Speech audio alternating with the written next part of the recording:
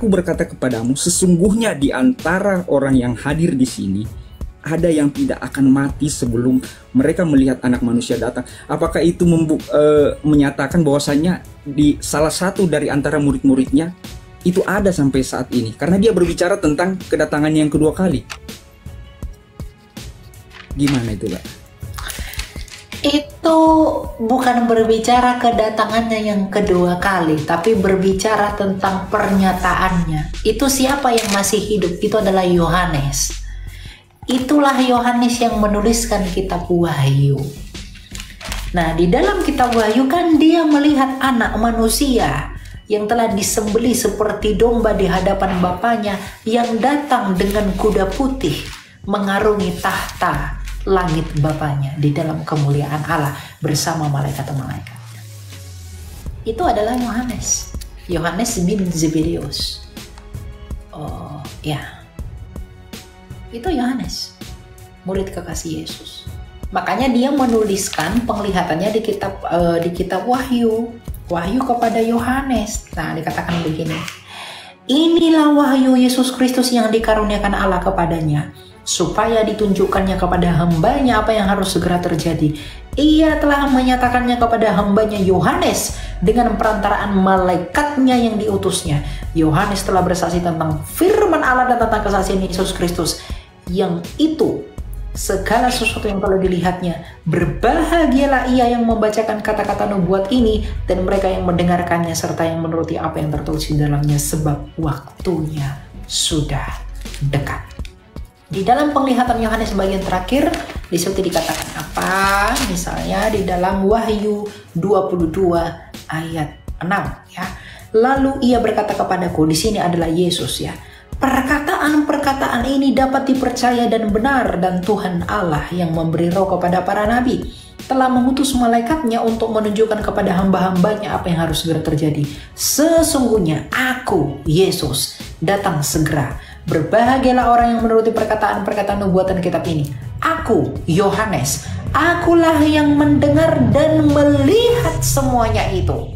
Setelah aku mendengar dan melihatnya, aku sujud di depan kaki malaikat yang telah menunjukkan semuanya itu kepadaku untuk menyembahnya. Namun ia berkata kepadaku, jangan berbuat demikian, aku adalah hamba, sama seperti engkau dan saudara-saudaramu, para nabi dan semua mereka yang menuruti perkataan kitab ini. Sembahlah Allah.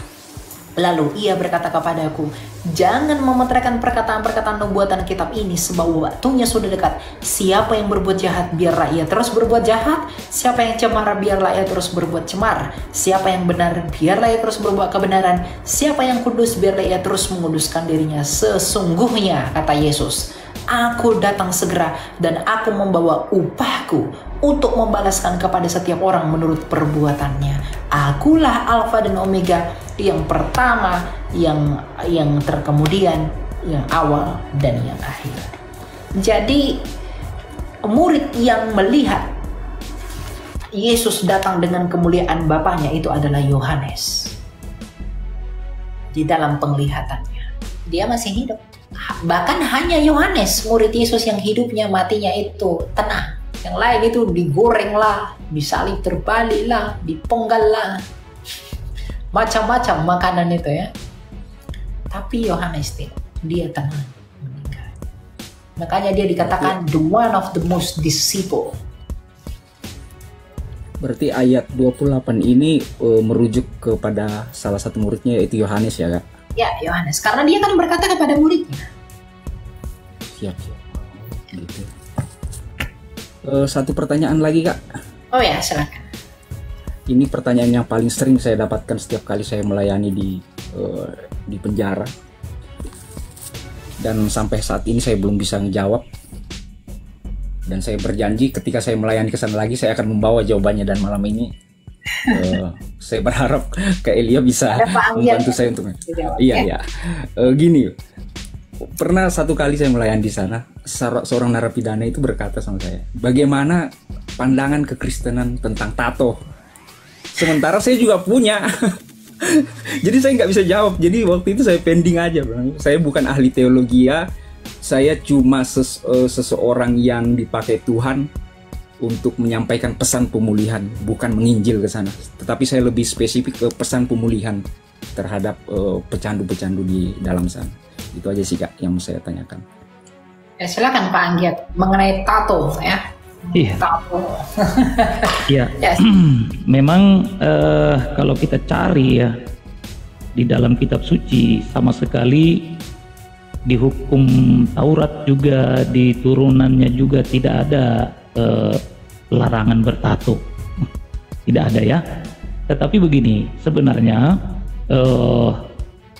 kita cari penjelasan ataupun paham implisit daripada firman Tuhan bahwa di awal Allah sudah menciptakan manusia menurut gambar dan rupa. Di awal memang sudah diceritakan sama Kak Elia bahwa itu semata-mata bicara hakikat Allah dan trinitasnya Allah ya. Jadi bagi kita itu semua ada. Nah, tapi di sisi lain mengenai gambar Allah juga itu merujuk kepada hal yang tidak boleh dinodai, ya kan? Dan kemudian di dalam 1 Korintus pasal 3 ayat 16 Tuhan berkata, tidak tahukah kamu bahwa tubuhmu adalah bait Allah? Jadi siapa yang merusak dan menodainya, dia akan dihukum. Nah seperti itu, makanya kan dasar kita melarang merokok, dilarang ya katakanlah bahan-bahan aditif dan seterusnya. Nah termasuk tato. Tapi begini, bagaimana dengan orang yang sudah terlanjur bertato dan bertobat? Iya. Iya kan? Sudah terlanjur bertato dan dia tidak pernah hiraukan tatonya ini, tapi dia sudah bertobat. Nah di situ maka digenapilah Roma 10 ayat 10. Roma 10 ayat 10 firman Tuhan berkata, dengan hati orang percaya dan dibenarkan. Jadi dibenarkannya seseorang bukan karena bersih badannya, tapi dengan hatinya. Terus bagian B-nya, dengan mulut orang mengaku dan diselamatkan. Kalau kau mengaku bahwa ya ini masa laluku, tapi aku nggak seperti yang dulu gitu. Nah jadi tato tidak lagi suatu hambatan. Jadi untuk Bang Kairos, ketika ada pertanyaan seperti itu kepada kita, katakanlah dari jail, ya kita sampaikan saja, kalau kau percaya sungguh-sungguh di hatimu, karena Tuhan melihat hati, bukan melihat badanmu yang kotor. Kalau dibaptis pun kamu di air aqua sekalipun tidak akan bisa bersih. Tapi dibaptis kamu di air laut yang kotor sekalipun, tapi hatimu benar bersih, itulah yang kepercayaan yang sungguh-sungguh gitu Bang. Jadi tato tidak menghambat orang terima keselamatan. Tetapi ketika dia sudah menjadi orang yang selamat, kembali lagi ke Filipi, kerjakan keselamatan. Karena mayoritas orang yang suka bertato identik dengan hal negatif. Itu saja sebenarnya. Ya, tetapi kalau dia sudah terlanjur, maka itu tidak menghambat dia terima keselamatan. Saya kira gitu pandangan saya. Terima kasih, ya, Kak Elia. Betul sekali. Saya sepakat dengan itu. Jadi kalau sudah terlanjur bertato, ya udah apa-apa, kita bertobat gitu, minta ampun sama Tuhan gitu. Tapi kalau belum melakukan itu ya jangan dilakukan. Ya artinya gini, kita tidak melakukan itu dalam artian agar tidak seperti yang kata Pak Anggia tadi katakan, tato itu cenderung berkata dengan hal negatif, ya, agar tidak menjadi batu sandungan bagi yang lain. Itu yang kita pelihara. Gitu. Jadi kalau Bapak sudah terlanjur tato ya, kemudian Bapak melayani, jangan berkecil hati. Ya tato itu karena nggak bisa hilang. Kalau saya kikisi kulit saya banjang malah jadi tato nanti, tato baru ya kan? Tato agak parah nanti, menyeramkan. Tato timbul gitu Kak Elia. Malah timbul yang tato real, lebih tebal. Iya. Gitu. Jadi jangan berkecil hati kalau Bapak punya tato terus itu seakan-akan menghambat pelayanan. No. Pokoknya kita sudah berbalik dari pemikiran itu, kita menjadi alat pembawa terang bagi saudara kita yang lain, maka kita sebagai orang percaya tidak lagi hidup di dalam itu semua. Menjaga kita, menjaga sesama kita agar tidak tersandung. Begitu Pak Kairos, jadi semangat selalu melayani Tuhan ya. Panggilan Anda luar biasa dalam hal pemulihan. Tidak semua bisa seperti itu. Ya. Iya, keren. Terima kasih Kak Elia, Panggiat Ya. atas penjelasannya. Tuhan memberkati ya. Sepertinya banyak Amin. teman-teman yang mau gabung, yang mau bertanya kesempatan. Iya, iya. Makasih ya, saya izin turun. Oke, Iya, sesuai dengan namanya ya, Kairos. Tuhan ya. Itu Tuhan yang terbaik. Untuk Tuhan yang terbaik. Iya. Oke. Berhubung, ini adalah waktu yang terakhir teman-teman, mohon maaf ya 20 orang di bawah Anda belum bisa naik ke atas. Kita akan berjumpa lagi di besok hari atau malam hari. Ada yang Bapak mau sampaikan Pak Anggiat sebagai penutup pertemuan kita malam hari ini? Silakan. Waktu dan Oke, jadi untuk pertama sekali salam kasih untuk Kak Elia yang sebenarnya saya sudah lama ikutin ya.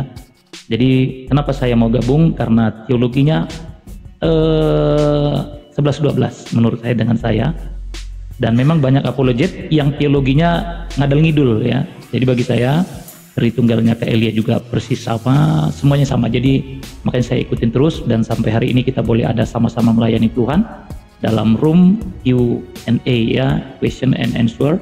Semoga ya semua audiens boleh diberkati. Kak Elia, ini menjadi yang pertama dan bukan yang terakhir. Semoga kita boleh tetap sama-sama melayani.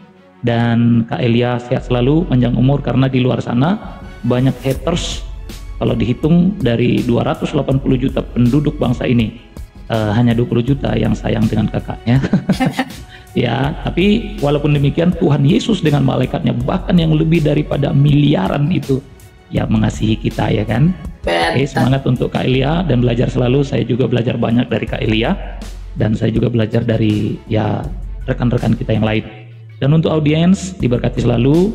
Kalau ada pandangan yang kurang berkenan, semoga bukan menjadi batu sandungan, tapi menjadi berkat buat kita semuanya. Dan mereka yang sudah ikut naik diberkati, yang belum naik jangan berkecil hati. Besok kita akan ketemu lagi di room yang sama bersama dengan Kak Elia. Saya kira itu aja untuk Kak Elia. Berkati selalu. Oke, terima kasih Pak Anggiat ya.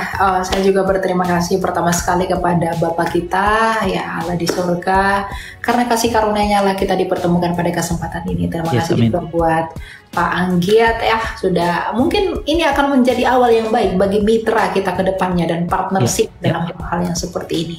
Karena saya merasa perlu untuk menyatakan bahwa penginjilan kepada orang itu harus dilakukan dengan cara berdua-dua.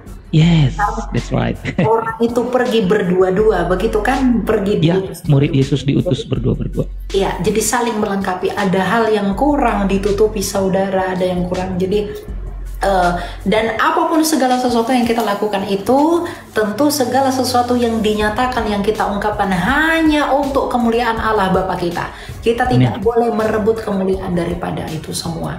Dan pesan-pesan kita, tentu saya kira Pak Anggiat juga sepakat bahwa kita berapologetika untuk mencegah kalian domba ini melompat keluar. Yes, apologetika ini adalah bagaimana Yesus berkata, gembalakanlah domba-dombaku.